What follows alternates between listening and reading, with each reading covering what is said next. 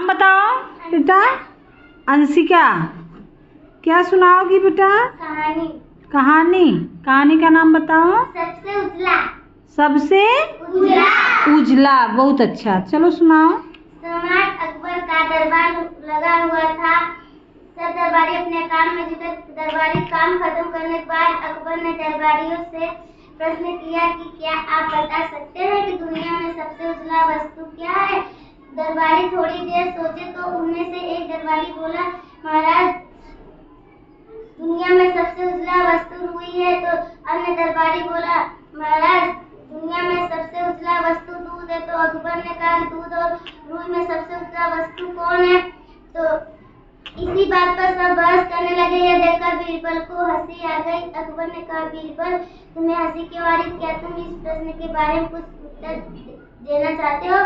बीरबल ने कहा, जरूर।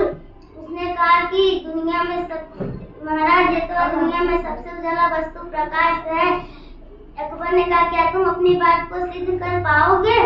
तो बीरबल ने कहा, हाँ महाराज, जब समय आएगा तो मैं अपनी बात को जरूर सिद्ध करूंगा। एक दिन जब अकबर बीरबल से मिलने महल में आए तो वो अपने सिर पकड़कर बैठ गए। तो बीरबल ने पूछा कि क्या हुआ महाराज? अकबर ने कहा, मेरे सिर में बहुत दर्द है। तो बीरबल ने कहा कि प्रकाश न पाने से ऐसे ही होता, आप एक कमरे में सोचे, मैं खिड़की दरवाजे बंद कर देता हूँ।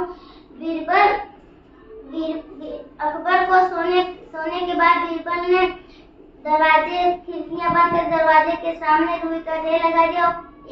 एक बर्तन में पतीली दूध रख दी और अंधेरा बन गया था।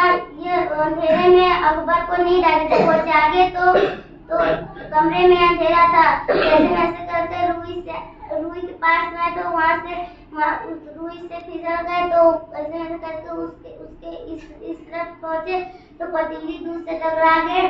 कैसे करके वो बाहर आए तो बीरबल से पूछे, ये सब क्या मजाक है? बीरबल ने कहा, क्या मजाक है? कमरे में अंधेरा था, इसलिए मैंने दूध रुई रखे कि उजाला हो जाए। तो अकबर ने कहा कि क्या ये सही है? इससे उजाला होगा?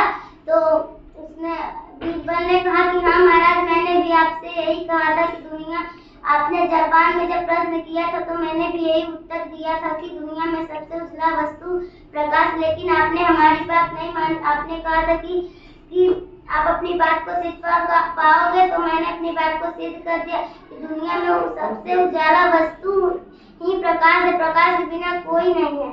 बहुत अच्छा।